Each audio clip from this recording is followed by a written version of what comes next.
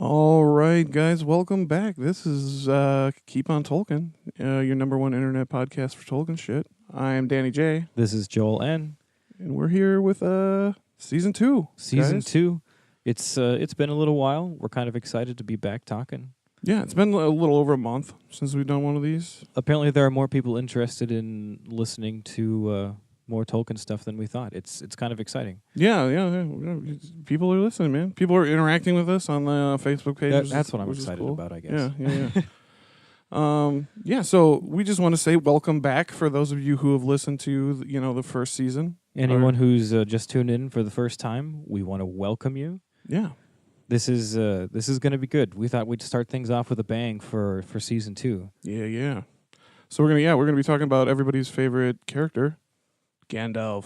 I think it's a safe assumption that Gandalf is everyone's favorite character. Yeah, no, for real. Everyone. I mean, like, even if you've never read The Lord of the Rings or seen The Lord of the Rings or read The Hobbit or seen the god-awful Hobbit movies, you know who Gandalf is. Like, you know what I mean? Everybody knows you shall not pass, you know? Right. Oh, if there was one character that I could wish to life in all of fiction, it would be Gandalf. Yeah. Because no, for Gandalf's real. always working for the better good. He's clutch, man. He's there when you need him, and we need him. We do. So yeah, we're gonna read a little excerpt for you, and then we're gonna start the episode. But we just want to say thanks for listening, I guys. just want to say hello. We missed you. Yeah, we missed you. Warm and eager was his spirit, and it was enhanced by the ring Narya. For he was the enemy of Sauron, opposing the fire that devours and wastes with the fire that kindles and succors in one hope and distress. But his joy and his swift wrath were veiled in garments gray as ash, so that only those that knew him well glimpsed the flame that was within. Merry he could be, and kindly to young and simple, yet quick at times to sharp speech and the rebuke of folly.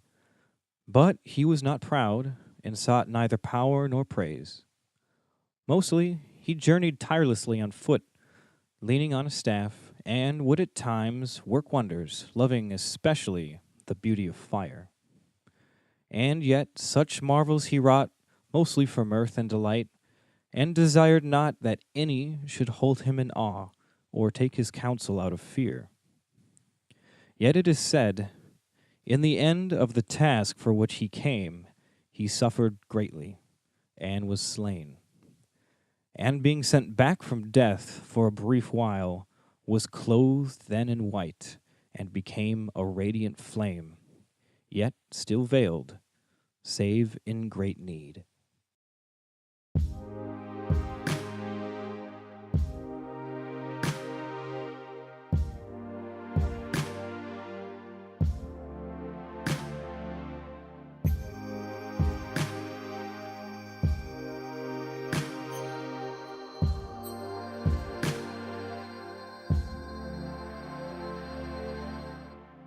All right, guys. Yeah. So that was a letter from Tolkien, correct? Right, Joel? Yeah, it was an essay. It was in an essay that Tolkien had wrote that was included in the Unfinished Tales, the chapter about the Astari. That's the wizards. The wizards, the 5 wizards, which we'll get into, guys. Mhm. We'll talk all about that. So yeah, we're talking about Gandalf today. Because we're here talking about the best of the 5 wizards. Yeah, Gandalf. Gandalf. Yeah. So Gandalf. Let's go through some of the names that we have for Gandalf. Start off with some basics. So He's got a lot of names of all the characters. Right. Yeah. So we've got Gandalf the Grey, Gandalf the White, Olorin, Mithrandir, Incanis, Tharkun, Lothspel, the White Rider, Greyhame, Stormcrow, Old Greybeard, Big Greybeard, the Grey Pilgrim, and the Wandering Wizard. Oh yeah. What's your favorite name for Gandalf? I think the Wandering Wizard.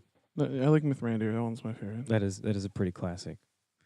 But just a little background on Gandalf. I'm sure most people know this, but we're just going to throw it out there. He was, like we said, one of the Astari, the 5 wizards, sent from the west in the Third Age to combat the threat of Sauron. Some of the things he did while he was in Middle-earth, he joined Thorin and company to reclaim the Lonely Mountain from Smaug. That's essentially the Hobbit story. He was part of the Fellowship of the Ring. He was part of making it, and the whole quest to destroy the ring. And he led the Free Peoples in the final campaign of the War of the Ring against Sauron. Yeah, he basically orchestrated everything. Like, I mean, he's the big mover and shaker of the story of, especially the Lord of the Rings. Mm-hmm. Like, he's the main driving force. He's helping everybody out. You know, he's everywhere. Yeah, like in that opening passage from J.R.R. Tolkien, like you said, he was the enemy of Sauron. That's why he came. Yeah, and so if you remember from past episodes, or may or may not already know, Sauron and Gandalf are both Maiar, and they're so like the origin of Gandalf comes at the same time as the origin of Sauron. Essentially, they're created as the first beings, the Ainur, which means the holy ones, The ones that sing. the ones that sing. Yeah, they sing the story of the world. So he's been around since the very, very beginning when they were all created by the one god, Ilúvatar. His name was originally Olorin. And of the original Ainur that were sent down to the actual physical world in the Anya Lindley, Which is called Ea. the world called Ea, Mm. he was supposedly the wisest of the Maiar. Yeah, yeah. And if you remember anything about Maiars, they kind of hang out with Valar. Yeah, That's they're kinda like their deal. they're like the lower tier of the lords of the West. Yeah, and he was he was pledged to Varda, which the elves call Elbereth. Elbereth Githoniel. And yeah, so she's the queen of the Valar, and she's the lady of the stars. She created the stars. Yeah, and Manwë as well. yeah, and Manwë, I suppose they kind of come as they a kind of pair. go together. Yeah, they're married. But aside from being specifically assigned to them, he also spent a particular amount of time with Nienna. Oh yeah, Nienna's awesome. I like Nienna. I like. I the think that's a idea. super distinct characteristic that he gets, though, from hanging out with Nienna, because Nienna is the Valar of sorrow and And compassion. compassion. Yeah. just general empathy. Yeah, and I think Gandalf shows that a lot throughout his Right, that's career. like the one characteristic that Gandalf always has. Mm-hmm. Yeah, pity and patience is something he learned from Nienna. So in Valinor, he loved being there, and he really loved the elves that were there in Valinor. He liked being among them, although for whatever reason he walked among them unseen, or he took an appearance like an elf so people couldn't really tell it was him. Right. He just liked blending in. He's a man of the people, Gandalf. That's the thing. He's a genuine man of the people. Yeah. While among the elves, he often sent them fair visions of their hearts, and it was an insight that they wouldn't normally get otherwise, so it made them wiser and happier people. He's just out for the general good of people. Like he's great. And similar to Nienna, he took a lot of pity on the children of Ilúvatar. Right, yeah, because their story's sad. Their story is very sad, and the Valar just kind of left them. Yeah. They kind of left them to their own devices for quite. I mean, they step in every now and then, which, Once in a while. and a lot of it's Gandalf helps orchestrate that kind of stuff, And one instance of them sort of stepping in was actually when Sauron comes to Middle-earth for the first time. Right. So during the Third Age, when Sauron's dark spirit started increasing in power in Middle-earth and coming back and manifesting itself again, the Valar chose 5 emissaries of the Maiar to go over to Middle-earth to help out the people over there, the children of Ilúvatar. Yeah, it's kind of like the Dirty Dozen of Maiar. Basically. Right? This is like send 5 of your baddest. It's their super group. Yeah, it's their super group. So the super group consisted of Gandalf, who was named Olorin originally. That's his Maiar name. And then there was Curmo, who was actually Saruman. Then there's Iwendil. I think I said that right. Yeah, I think you did. That's Iwendil, yeah. That's Radagast. And then there's Palando, who's one of the Blue Wizards, and Alatar, who's the other Blue Wizard. And we know almost nothing about the Blue Wizards. Almost nothing other than we know that they don't come back. They traveled into the east, right? The far east. Yeah, the Far East, and they never come back because like Gandalf leaves. Well, Radagast never comes back either. Gandalf's the only one that ever goes back. That's how you know that Gandalf's the best. Is he's out of the 5 of them, he's the only one that really even attempts to do his job. I mean, Saruman sort of does for a while, but we're going to get into it. We'll get into that. We're going to get into that. Jumping ahead. So, like we said, the Valar selected 5 Maiar to go over to Middle-earth to be emissaries and kind of help them out with this plight, this Sauron business. And Manwë, he's the head of the Valar, specifically selected Olorin, who at first didn't even want to go. Yeah, no, he wanted no part of it because he's a pretty humble too. Like he's also pretty down to earth. He was genuinely had fear of Sauron. Yeah, and he's he knew that this is. Yeah, he's like, I don't know if I should go because I'm genuinely afraid of this guy. Mm-hmm. and they kind of argue that maybe that's a good reason to send him. Manwë says straight to him that that's even more reason that you should go. You have even better. You have a healthy fear of the guy. You have a healthy fear because he is a threat. That's why we're sending you. Right? Yeah, he's terrifying. Everybody should be afraid of him. So eventually, Olorin obviously submitted to the will of Manwë, and he agreed to leave Valinor for Middle-earth. So in the Third Age, around the year 1000, is when Olorin arrived in Middle-earth in Mithland. That's the far, far western regions of Middle-earth. Yeah, also known as the Grey Havens. The Grey Havens, who hangs out at the Grey Havens? God damn, I wish I could remember. What's his name again? He's cool, isn't he? He's real cool. Oh, real man. Cool. Círdan the fucking shipwright. Yeah, guys, if you don't know who Círdan is, listen to the season finale. Yeah, the season finale of season 1 is literally an episode about Círdan. So Gandalf arrives in Mithland around the year 1000, and actually that's about the same time that the Necromancer takes up shop in Mirkwood. I wasn't aware of that before we started working on this episode, but apparently he arrived at the same time. And that's around when they started calling it Mirkwood. Because remember, it was originally called the Greenwood. Like, if any time before the Third Age you hear the Greenwood or the Greenwood the Great, they're talking about Mirkwood. Yeah, it's one of the biggest forests around. Yeah, and it's got to be the biggest. I'm trying to think of a bigger one. It's got to be biggest. Because Fangorn and Lothlorien are smaller. Old Forest is tiny. It's true. I think it is the largest. I think it's got to be the biggest. It's got to be. Anywho, so he arrived then and there, and he arrived last of the 5 Maiar, and he took the specific form of an aged old man. Is a sign of his humility, I suppose. I suppose, yeah. And just like nobody really looks twice. At an old man with a staff, like, oh, he's doing his own thing. Yeah, leave him alone. I think it's definitely a good disguise. Yeah. And while he was there at Mithland, like we said, he was greeted by none other than Círdan, the shipwright, and Glorfindel. Glorfindel. These are 2 of my favorite characters here. Is Glorfindel and Círdan. Another elf from Valinor who was actually in Middle-earth on similar business, but they both welcomed him. And at that moment, Círdan had a Círdan moment where he saw what apparently no one else did in Olorin, and that was a strong sense of wisdom and strength. And because of that, he actually chose then and there to give up his ring, his elven ring of power, to Gandalf. And that power, that ring gives you the power to inspire those to resist evil and tyranny. Yeah, this is the ring Narya. It's the red ring, or I think they call it the ring of flame or fire. The ring of fire, I think, yeah, something like that. Which is actually, fire is oftentimes associated with Gandalf, so it's super appropriate. And Círdan even gave like a little prophecy almost about how it would come in handy in the future. He was going to need it.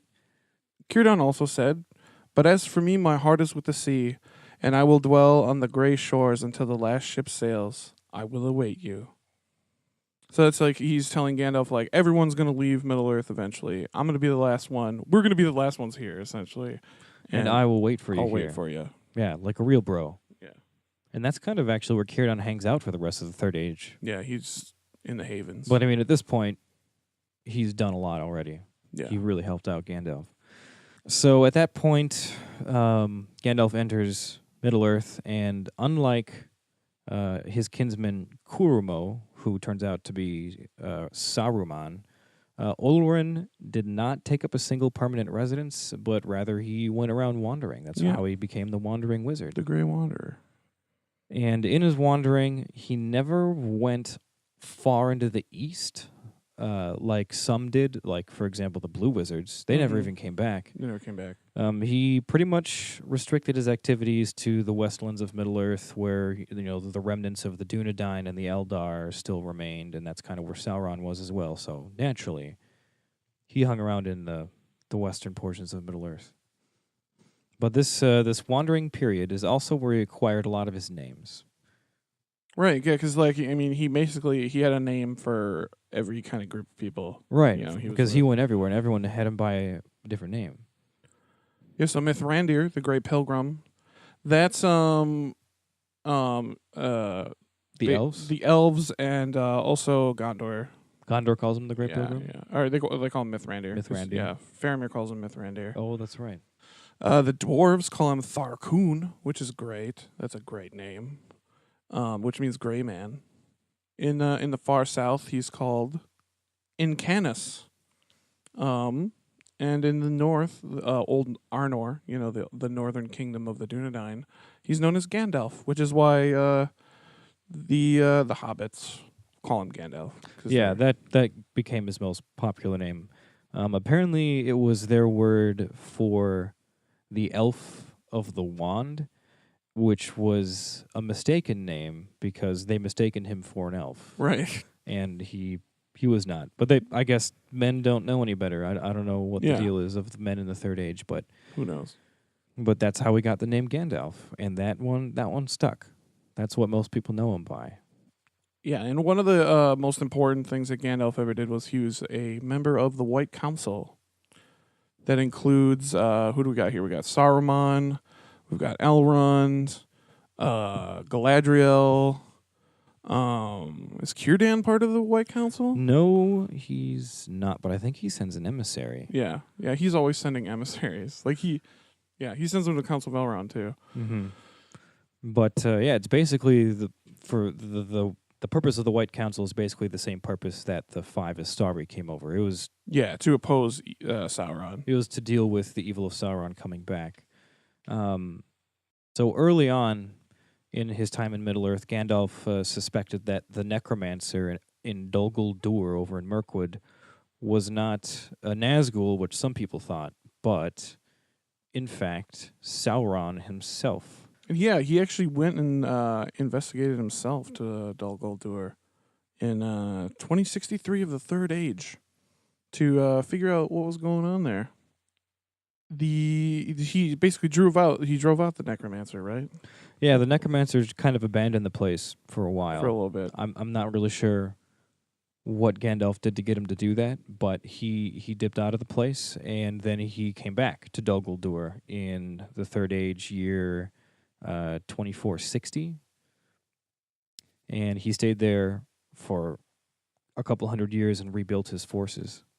And that is actually when the White Council was formed. That was formed in response in the year 2463. Mm-hmm.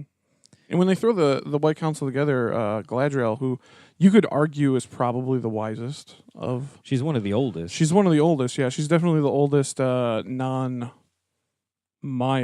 She's been in Middle Earth, I think, the longest of them. Yeah, she came over...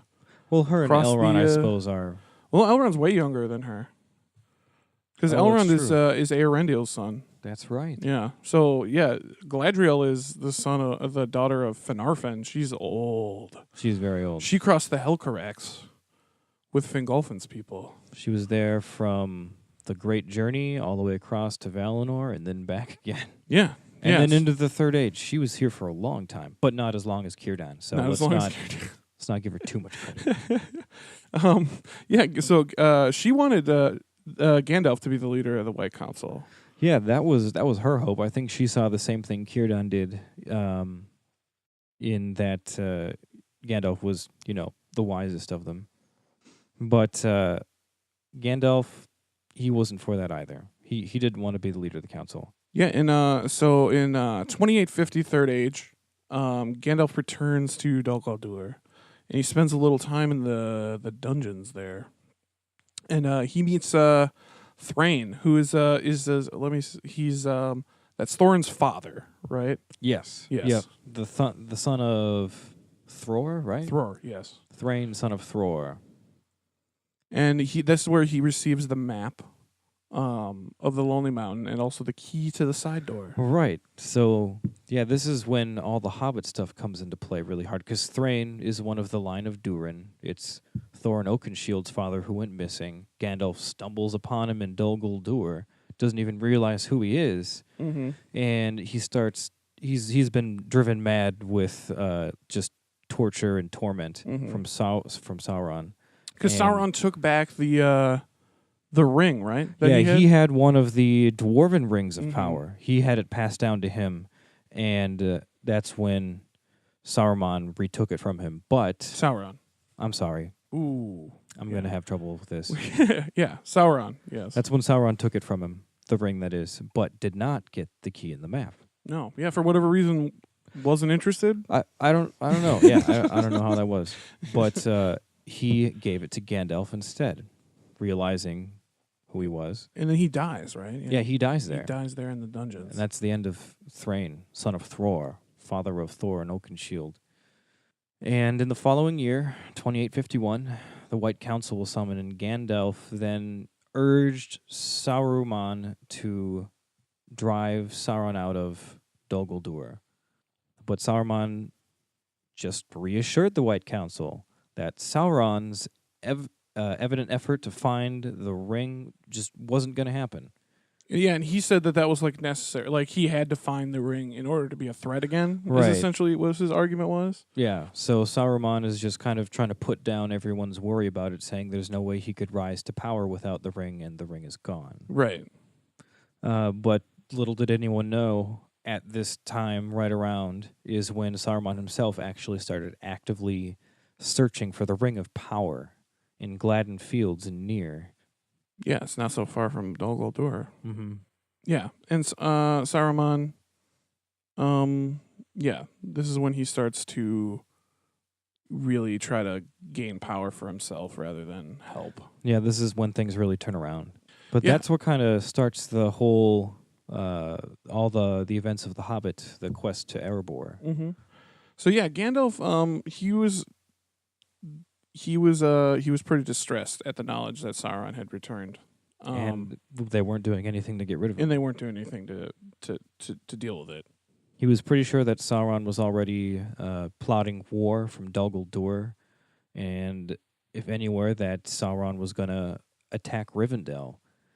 And he also realized in this time that the only powers other than Rivendell to resist an attack from Mirkwood were the dwarves of the Iron Hills. Right. Yeah, they have a pretty big presence in that part of the world. And the dwarves aren't one to really team up with anyone over these wars. They're kind of... Yeah. They haven't joined in any wars since, the end of the First Age? Yeah. They weren't even involved in the last alliance. Yeah. Yeah, no, they weren't. Yeah. They've just been kind of minding their own business. And even worse than all of this, Gandalf knew that Smaug, one of the only remaining dragons in Middle-earth, was still in the Lonely Mountain, and Sauron could and would use the dragon to his advantage to a devastating amount. Oh, yeah. Yeah, he knew that if Sauron and Smaug had formed an alliance, that it would be all over. Yeah, and this is a lot of the stuff that they touch on in the quest for Erebor and the Unfinished Tales. Mm-hmm. Yeah, they kind of draw because The Hobbit is sort of standalone in that unless you read the quest for Erebor and stuff, you can think it has little to do with the events of The Lord of the Rings. Right.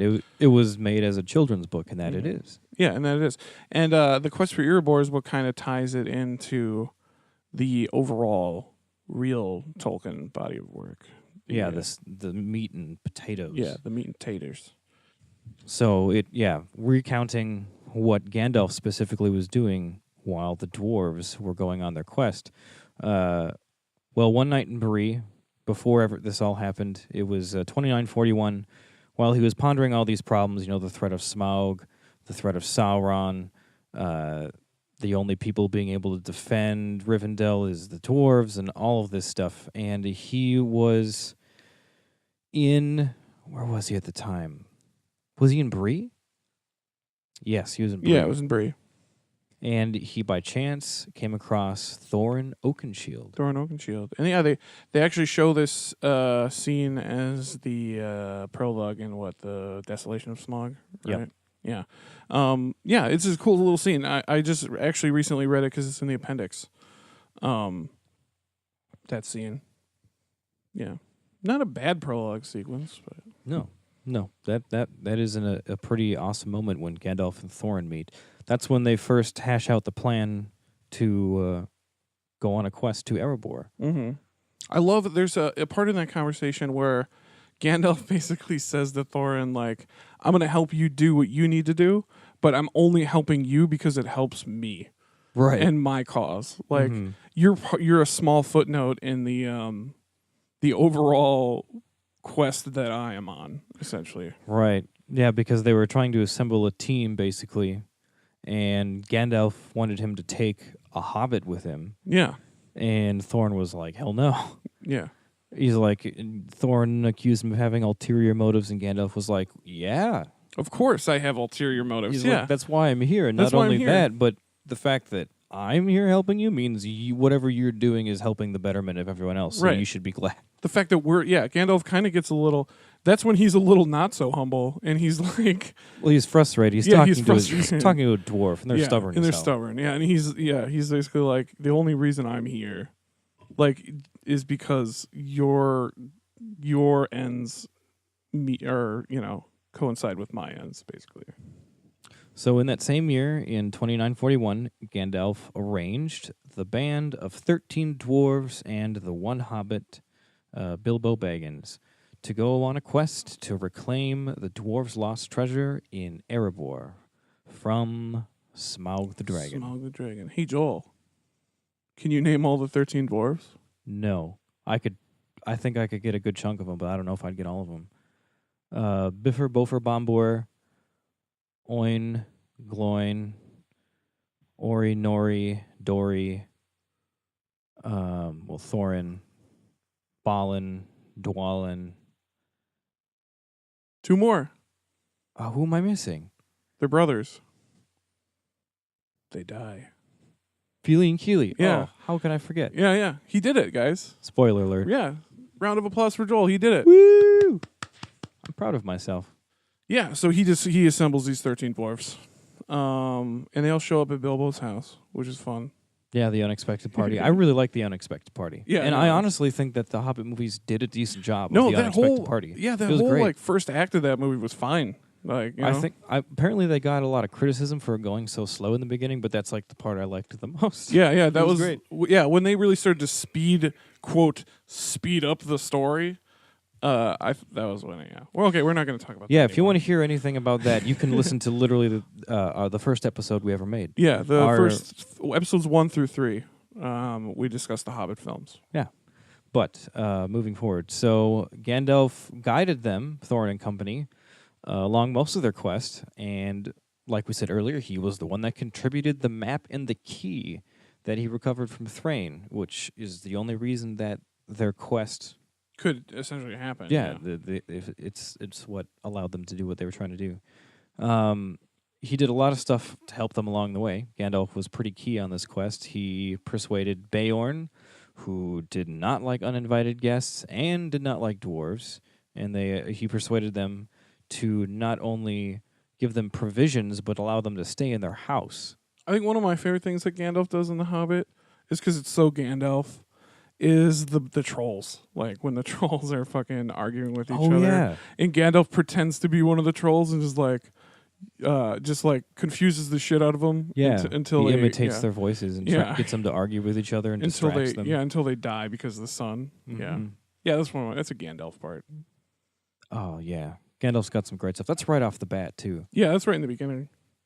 So yeah, and on the quest for Erebor, Gandalf, he came in. He found Glamdring. Right when he was encountering those trolls. Yeah.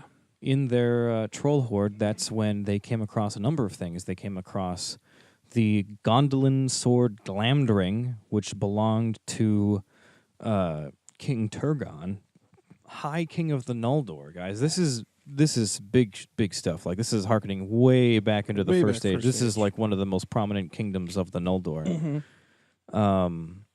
They found Orcrist, which was also a sword from Gondolin that belonged to Ecthelion. Ecthelion. Yeah.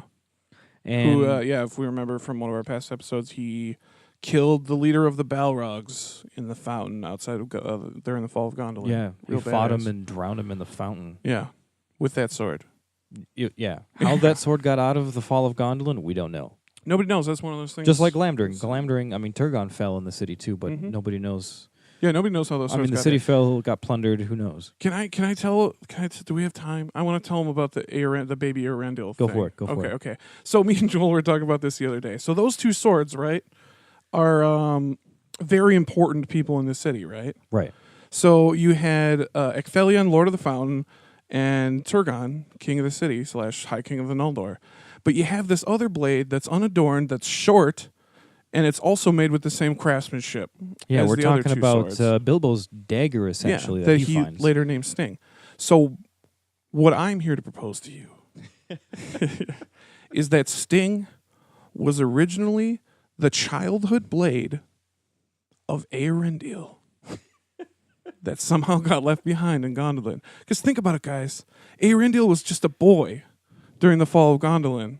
Baby Eärendil's sword. And he would have been a person of high honor, so they totally would have made him like a ceremonial blade. Every child in Gondolin would have been like a child of high honor, but I'm saying, I'm convinced, guys. Hit me up on Facebook if you think I'm crazy. I want to know.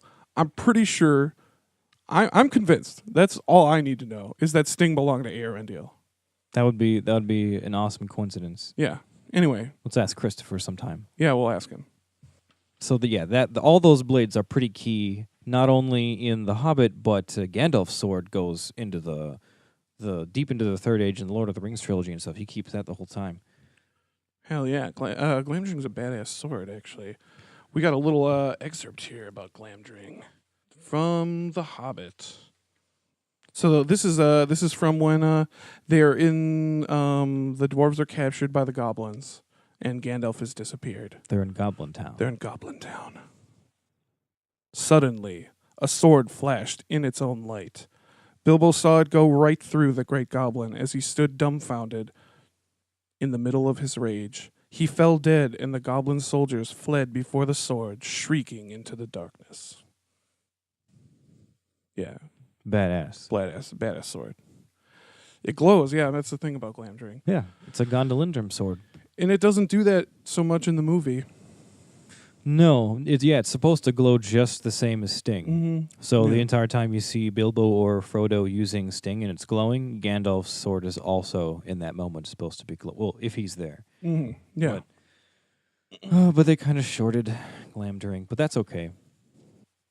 So shortly after the incident with the goblins, if you'll recall from the Hobbit story, they make it out on the east side of the Misty Mountains, and then they start running into problems with wargs in the woods, in the dark. And we just thought this was also another wonderful chance that we could take to quote a badass Gandalf moment. So this is the part where they're stuck up in the trees, and the wolves are trying to get at them, essentially, from the ground. And so Gandalf does something really cool. He uses some of his fire magic. And so this is what he does. He gathered the huge pine cones from the branches of the tree. Then he set one alight with bright blue fire and threw it whizzing down among the circle of the wolves. It caught one on the back, and immediately his shaggy coat caught fire, and he was leaping to and fro, yelping horribly. Then another came, and another, one in blue frames, one in red, and another in green. They burst on the ground in the middle of the circle and went off in colored sparks and smoke. Yeah, little cool fire magic there. Gandalf helping out. Yeah, like we said earlier, Gandalf is oftentimes associated with fire. And I think pretty much at any point that we're talking about Gandalf, we're going to try to find really awesome quotes to throw in. Yeah, that was the thing because I recently listened to in preparation for the second season. I listened to the Lord of the Rings audiobooks, and I was just like, God damn, Gandalf has so many good moments, so many good lines that we just had to share a few of them with you, and we're gonna do that throughout this series. So also on this quest for Erebor along the way, there are actually 2 times where Gandalf completely vanishes from the company. The first time is pretty early on. I think it's when he's upset, he vanishes and he says that he went to scout their path, and he comes back later to Yeah, save that's when them. they're captured by the trolls. Yeah, that's when he comes to save them from the trolls. Now, the second time that Gandalf leaves the company, it's when they were leaving Beorn's and they were about to enter Mirkwood. Yeah, they're right at the edge of the forest. They're right at the edge of the forest, and this is a pretty big part of their adventure, and he's just dipping out. And all he said to them is that he had to attend to other pressing business, the nature of which he refused to discuss. Wizard shit. Wizard stuff. What do you gotta do? Wizard shit. That's what I would just tell people I was doing wizard shit all the time. Like, you don't Would know. anyone I would never question Gandalf if he looked at me and was just stern. I have something important Wizard to do. shit. Yeah. Okay, Gandalf. What are you gonna do, Gandalf? Wizard shit. So in reality, while he was gone, he was attending a meeting of the White Council, and he was going to, once again, urge the council to try to evict Sauron from Dol Guldur in Mirkwood, since it was evident by now that Sauron did not require the One Ring to continuously attract evil into Mirkwood, because like we said earlier, Mirkwood was not Mirkwood originally. It was originally the Greenwood or the Greatwood. Yeah, Greenwood the Great. Greenwood the Great. Yeah. So in an event only briefly described in a couple different places, like the Silmarillion and the Hobbit in the Lord of the Rings, at this point, the White Council finally agrees to go to Mirkwood to drive out Sauron. Oh, right, yeah. They drive out Sauron. And the only thing that's really said about it is that the council put forth its power and drove Sauron from Dol Guldur. Mm-hmm. But unfortunately, at that point, Sauron had already anticipated what they were going to do, and he had already prepared. Yeah, he was already had his bags So packed, he was yeah. ready to leave, and he just dipped out and went back to Mordor, where he already had things kind of ready for him. Where I feel safe. In Mordor. Mordor, where I'm safe. So that's where Sauron goes from there, and that's kind of what leads Sauron into the events of the War of the Ring and such. Now, after they expel Sauron from Dol Guldur, that's when Gandalf turns back to the quest for Erebor. And there's been a lot of stuff going on in the quest for Erebor. Yeah, And he misses so what happened? So like, let's go through what happens. He while leaves he's them gone. before they go into Mirkwood. Yeah, so they and go he has all this stuff going on with the White Council and driving out Sauron, and then by the time he's done, Yeah, so at this point they've gone into Mirkwood. They got lost. They were captured by spiders. Bilbo killed a whole bunch of spiders. Saved them from being eaten by spiders. They're captured by elves. They escape the elves. They make it to Lake Town. They make it to the mountain. Like, all this shit happens while Gandalf is gone. They stir up the dragon. Yeah. The dragon destroys Lake Town. They kill the dragon. The dragon gets killed. The dragon gets killed by Bard. And then they start fighting over the treasure immediately. Yeah, and then they start fighting over the treasure. And then they call reinforcements. They call Dane as reinforcements from the Iron Hills to come fight over the treasure. Mm-hmm. And it becomes this whole scuffle. The men and the elves have now teamed up against a bunch of the dwarves, and they're about to fight each other. And Gandalf, this is what he comes back to. Yeah. He comes back right as they're about to fight, right at the beginning of the Battle of Five Armies. And he shows up just in time to tell everyone, hey, guys, we've lost time. You guys are wrong. This isn't what matters. And if you're familiar with the Hobbit thing, like the whole Hobbit story, it was Bilbo had secretly given Bard and the Elven King the Arkenstone, and Gandalf shows up right as Thorin is about to throw Bilbo from the rampart. He's super pissed off. Oh, that's right. Yeah, he's found out that he was like, I gave it to him, and he was about to throw him off. So this is a really tense moment. Yeah, and he says a whole bunch of hateful stuff to Bilbo. and sends him away, essentially. He's about to throw him off, and Gandalf's like, if you don't like my burglar, please give him back undamaged. Oh, that's right. That's Yeah. when he turns up. Yeah.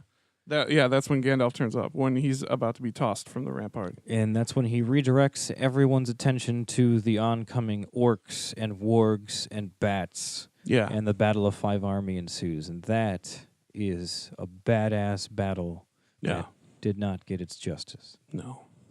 Yeah. Ugh. Yeah, one of the things I totally forgot about, because I just read The Hobbit too. Why not? Gandalf was wounded in the Battle of Five Armies. He when Bilbo sees him at the end, he's got his arm in a sling. Oh. Yeah. So it was a pretty rough battle if Gandalf got wounded. Gandalf's getting messed up. Yeah. So after the Battle of the Five Armies, with the destruction of Smaug, the ousting of the Goblin Army, the liberation of Erebor, at that point, Dane, Ironfoot from the Iron Hills, becomes king under the mountain. Yeah, and everything is good for a while. Dane is actually a really badass character. If there was anyone that was going to rule Erebor at that point, I would be very okay with it being Dane. Dane was a great leader. Yeah. And after all these events happened, that also allowed them to restore the kingdom of the Lonely Mountain, and it allowed them to restore the kingdom of Dale. It strengthened their relationship, the free peoples of the northern region of Middle-earth. Yeah, the North is really put back together after this, and it's in no small part thanks to Gandalf. Thanks to Gandalf. And that in particular, I didn't quite realize until recently that how important that was going into the War of the Ring. Oh yeah, for sure, dude. Because like the fact that Erebor was taken and it was a thriving kingdom again, and Dale was thriving again, and there was all sorts of people working together and living there. Mm-hmm. They had enough power to withstand what was like a northeastern assault that was trying to back up Sauron during the Battle of Minas Tirith. Yeah, Easterlings are trying to come down and basically smash flank the Gondorians from the north, and the men of Dale and the dwarves of the Iron Hills they stop them, and there's a big battle up there. Isn't there a second battle in Dale around the Lonely Mountain? Yeah, and Dane is actually killed in that battle. Dane was a great dwarf. Yeah, and so like they so we were actually talking about this the other day in how them winning the Battle of Dale at the same time as Minas Tirith was going on was kind of like Mexico winning the Battle of Puebla, because if you guys don't know about Cinco de Mayo, they fought a battle against the French. The French were there to try to reinforce the South during the American Civil War, and if they hadn't won that battle, the French would have been able to come in, and the North probably would have lost the war. Anyway, so it was a lot like the South that. would have been supplied by the French, and so basically that's what the men of Dale and the dwarves of the Iron Hills did. They stopped the flank from being able to happen. So they stopped the reinforcements from flowing through, and that was apparently a big undertaking, and they did it. Yeah, and they did it. Yeah, all thanks to the events of the Hobbit and the quest for Erebor. Now, this kind of leads into the events of the War of the Ring, some of the meat and potatoes of the Third Age stuff. Gandalf spent the years 2941 to 3001, the years between The Hobbit and The Lord of the Rings. He spent that time traveling Middle-earth in search of information on Sauron's resurgence and Bilbo's mysterious ring. During this period of time, that's when he befriended Aragorn. Aragorn, yeah. Chieftain of the Dunedain. Chieftain of the Dunedain in the north. This is also when he first started becoming suspicious of Saruman and where his allegiances lied. And he spent as much time as he could in the Shire during this period too, strengthening his friendship with Bilbo and Frodo, and just, I think, relaxing a little bit. Yeah, and a lot of people don't realize that, a lot of people, hobbits don't realize that the only reason they're allowed to have their little peaceful part of the Shire is because of Gandalf and the Dunedain Rangers, in particular, keeping the hordes of the North from invading the Shire, essentially. So Gandalf is a big protector of the Shire, as well as Aragorn and the Dunedain. Oh yeah, big time. So in the year 3001, Gandalf returns to the Shire for Bilbo's 11st birthday. That's his 111th birthday. And he brings a shitload of fireworks. That's when he brings all the fireworks. And importantly, after Bilbo uses the ring as a prank on his guests at the birthday party, that's when Gandalf starts to strongly encourage him to let go of the ring and leave it behind and leave it for Frodo like they had planned, because they had a plan that they were working on. Yeah, and Bilbo is quite resistant to this. He accuses Gandalf of being a thief, and he gets real angry all of a sudden and vicious. This is when Bilbo all of a sudden starts becoming kind of hostile. And then he straight up calls the ring, "My precious." If that's not a dead giveaway. And then Gandalf starts getting real suspicious about this fucking ring at this point. Yeah, that's when Gandalf gets very serious, basically tells Bilbo he's foolish for even thinking that Gandalf would want to take it, and more or less putting Bilbo in his place. And at that point, Bilbo actually comes to his senses, and he admits that the ring had been troubling him, and that he may as well leave it for Frodo. And he does, and he departs for Rivendell. And Bilbo is one of the only people to ever give up the ring willingly. Mm-hmm. Yeah. There's him and Sam. Those are the only two people that ever did it. Although he was never entirely free. No, he still wanted that shit, too. He still wanted it, but he was the only one to willingly give it up. Well, him and Sam. Mm-hmm. Sam is the best of the ring bearers. I think that's... We'll talk about that in the future. I think we're going to... Yeah, oh yeah. So for the next 17 years or so, Gandalf, he did more traveling, looking for answers on the ring. He went over to Minas Tirith and basically found, the diary of, the private scrolls that Isildur had written about the ring when he found it. He also searched long and far for Gollum, knowing that Gollum was the last person that he knew of before Bilbo to have the ring, this mysterious magic ring. So he wanted to hear from Gollum where he got it from. Yeah, hear from the horse's mouth. Yeah, Gandalf at this point is trying to connect dots. He has his theory, and he's working his way backwards from this ring and forwards from what happened to Sauron's ring, and he's trying to fill in the gaps. Mm-hmm. So this is when he actually employs the help of Aragorn to help him find Gollum. Yeah, I would love to see this. Aragorn and Gandalf alone together hunting. That's a hell of Gollum. A team up, man. Yeah. Yeah, man. It would be it would be fun to watch. I'd like to see that scene. So eventually Aragorn succeeded in finding Gollum because he's Aragorn. He's just... He can track anybody. He can track anything. He's the best. He's a friggin' Dunedain ranger. He's the Dunedain. The Dunedain. As Bilbo calls him. But Gandalf got to question Gollum at this point. And naturally, being Gandalf, he threatened Gollum with fire, because Gandalf loves fire. And he finally got Gollum to speak, but unfortunately, the news that he got was not good. Gandalf found that he was a little too late, and that Sauron had previously captured Gollum before they did, and tortured him in Barad-dûr until Gollum told Sauron what he knew of the ring. And at this point, this only reinforced Gandalf's suspicion that Bilbo's ring was the One Ring, because he didn't know for certain at this point. And he instantly knew he had to go back. So he left Gollum with the woodland elves of Mirkwood, and began his journey back to the Shire, to Frodo. Yeah, and so he essentially gets there, and him and Frodo have... there's a whole chapter called A Shadow from the Past that's just Gandalf and Frodo talking about the ring. This is when Gandalf gives the audience, I think, most of the history on the ring for the first time. For the audience that reads the books, I think this is the first time we get the information on the One Ring, right? Yeah, this is when we get it all, yeah. And this is one of my favorite Gandalf lines that comes out of this this part here, is when Frodo says, he says, they're talking about Gollum. He's telling them all about Gollum. And Frodo says it was a pity that Bilbo didn't kill him when he had the chance. And This is Gandalf's response.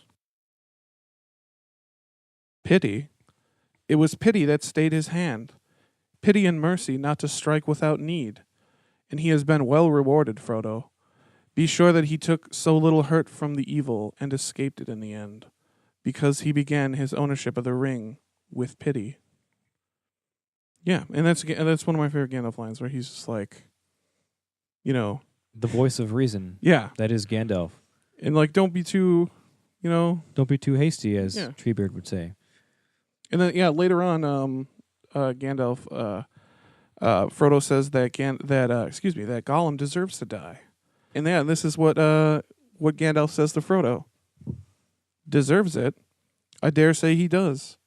Many that live deserve death, and some that die deserve life. Can you give it to them? Then do not be too eager to deal out death in judgment, for even the very wise cannot see all ends. Some more wise words from Gandalf. Yeah, about the wisest. And yeah, during this meeting with Frodo, this an awesome chapter where we get a lot of history, this is also when he finally solidifies that this ring is the One Ring. This is when he takes the ring and throws it in the fire. They chuck it in the fire. And he gets to see the text finally, which proves it is the One Ring. So Gandalf, at this point, Gandalf tells Frodo everything that he knows and urges him to leave and take the ring to Rivendell, because he would be in a lot of danger if he stayed. Because at this point, Gandalf knows that Gollum has told the enemy information about the Shire and Bilbo. Yeah, so like, you need to get the fuck out of Dodge, Yeah, man. Like, you he knows need to your get out name now. and where you're from. Like, you need to get out of here. At this point, Gandalf has connected all of the dots, and he tells Frodo to leave, and he himself goes right away, and he says that he's going to attempt to come back for Frodo's 50th birthday party and accompany him when he leaves. Yeah, and as Gandalf was leaving the Shire, he runs into the other Istari, Radagast the Brown. And he tells him that the Nazgul have ridden forth, and they've crossed Anduin, and that Saruman is requesting to see Gandalf in Isengard. Right. This is a lot of news. This is a lot of bad news. So yeah, Gandalf goes to Bree, and he leaves a letter to Frodo with Barlam and Butterbur, the barkeep at the inn at the Prancing Pony, and that's really actually pretty important, because he gives him this letter to send to Frodo in the Shire, right? Right. And Butterbur forgets to send the goddamn letter. Right, which is why Frodo sits around for so long waiting for Gandalf before he leaves, because he's waiting for Gandalf to come back, and Gandalf's not coming back. He was supposed to get this letter, but Butterbur, he said that originally he couldn't find anyone to take the letter to Frodo, and then he just forgot. Yeah. And the cool thing about the letter is they had just met Aragorn at this point, and the letter talks about Aragorn. So yeah, when that's a little further down the line, but when the hobbits finally do make it to Bree, and the hobbits finally do meet Butterbur, and Butterbur finally just gives them the letter, it's also conveniently at the same time that they meet Aragorn, and in the letter, Gandalf references Aragorn. It's a good timing. It ends up working out well, luckily for them. But not for Gandalf. So Gandalf leaves that letter for Frodo and Bree, and then he heads straight for Isengard. And that is when he discovers that Saruman wanted the ring for himself. And not only that, but Saruman openly declares himself to Gandalf as Saruman of many colors, which is something I think they took out of the film. Yeah, they definitely took that out of the film. Yeah, they did not talk about that. Sauron, whose title was supposed to be Saruman the White, he's supposed to be the leader of the Istari and head of the White Council, and now he's calling himself Saruman of many colors. And there's a point in the chapter in the book where Gandalf is recalling this, and then he mentions that at that point he looks at Saruman's clothes again, and he realizes that his clothes aren't actually white like he thought they were, but he's noticing that they're actually like changing, like a pearl. Yeah, yeah, like a pearl. They're changing between shades of many different colors. Mm-hmm. Now, this is when Saruman urges Gandalf to join in him. Now that he's revealed his, his motives to Gandalf, he's urging Gandalf to join with him in obtaining the ring and use it for themselves. But naturally, Gandalf's better than that. So yeah, one of the little excerpts here from when Saruman and Gandalf are having their conversation.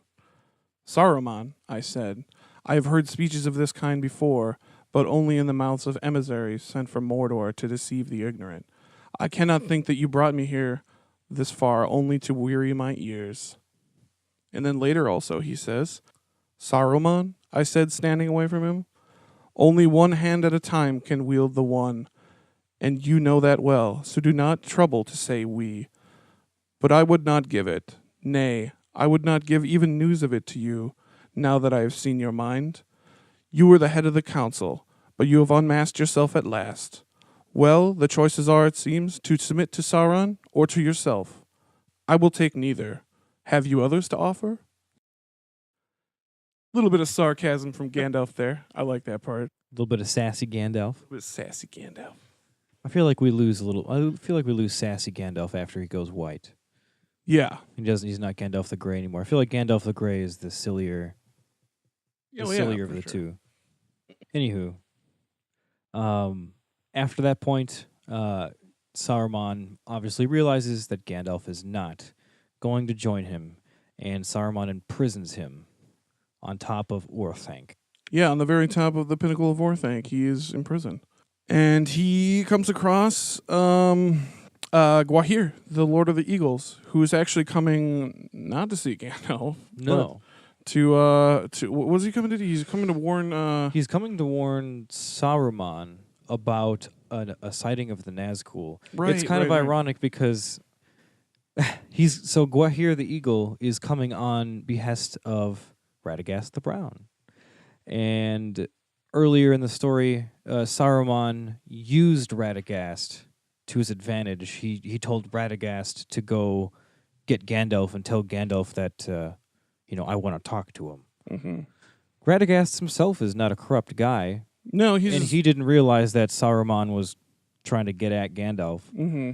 But yeah, Radagast isn't good with people. He's more like animals and plants and stuff like that. Yeah. But at the same time, Radagast also urged Gwaihir to keep an eye out for these kinds of things. He started, pulling connections with all of his bird and beast with friends. His bird buddies. And that's exactly what causes the Great Eagle to come to Orthanc to try to report a sighting of the Nazgul, and then he sees Gandalf up top and is like, what's going on here? Gandalf's like, yeah, Saruman's a traitor, and he's imprisoned me up here. Can you please help? Turns out Saruman's a son of a bitch. Yeah, so he rides Gwaihir, and Gwaihir sets him down in Rohan, and he makes his way over to Edoras. Gwaihir ultimately says, I'll get you out of here, but I'm not about carrying people. And Gandalf's like, okay, well, could you at least take me to somewhere where I can get a steed? Mm. And he's like, all right, I'll take you right on over here to Rohan. Where are better steeds found than in Rohan? Right, and it's there that Gandalf finds his new steed, and that is Shadowfax. Shadowfax, Lord of Horses. I was just reading about the race of horses, the Miras that Shadowfax is lord of. Mm-hmm. They're believed to descend from the horses of Orome. I've read something about that as well.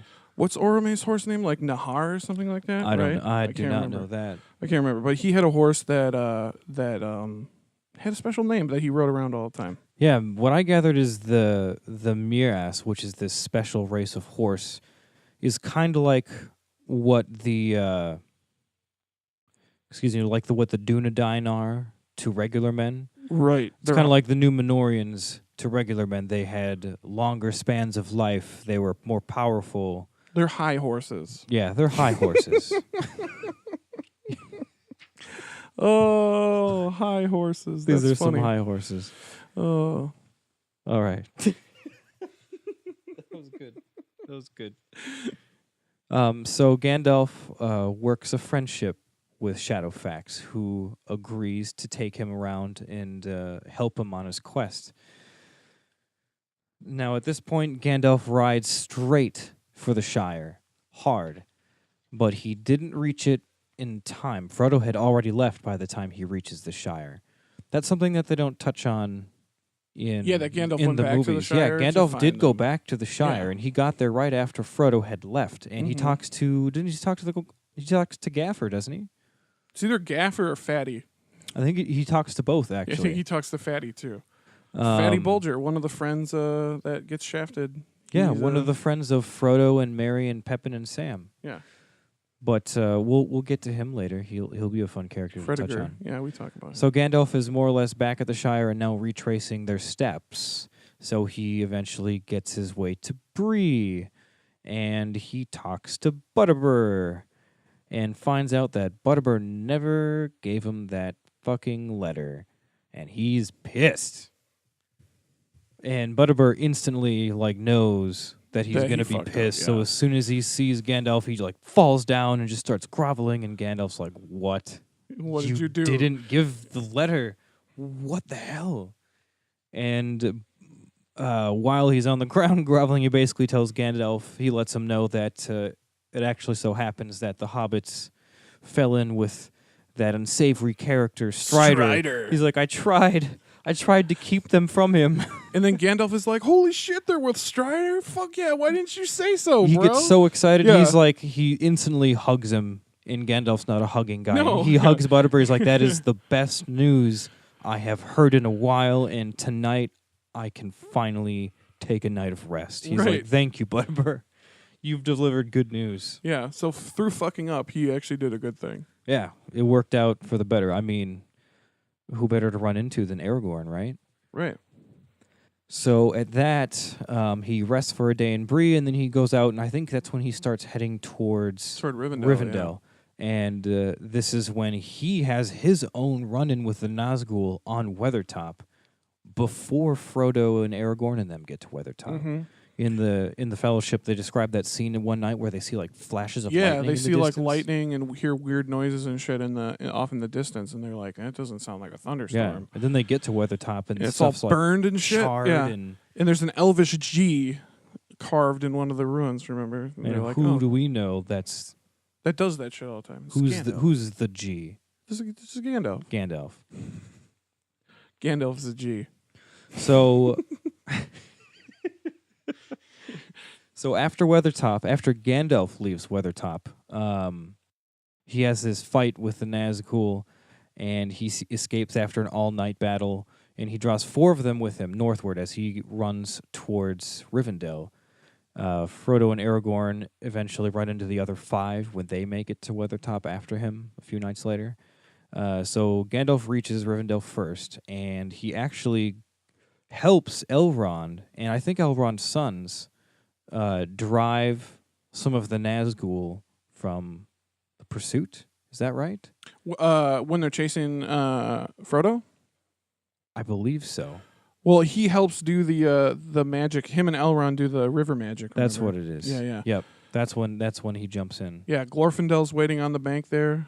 Oh yeah, Yeah. and then when Frodo wakes up in Rivendell after the events at the Forge, and Gandalf's like, "Yeah, I threw in a little bit of my own magic." Yeah. Did you see in the flood there were I don't know if you saw, but they might have seen some horses with Some some white white horses, with some white riders in on the them. water, and he's like, "Oh yeah, I thought I was just I thought wigging I out." thought I was tripping, bro. I was stabbed.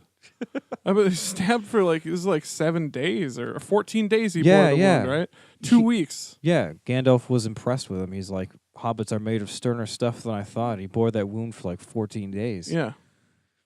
So while in Rivendell, this is also when Gandalf and Yeah. So Elrond together. everybody's they're safely in Rivendell. Yeah, they're safe in Rivendell, Yeah. and that's when he helps heal Frodo, using, as we find later, both of their rings, because they both have rings of power. Mm-hmm.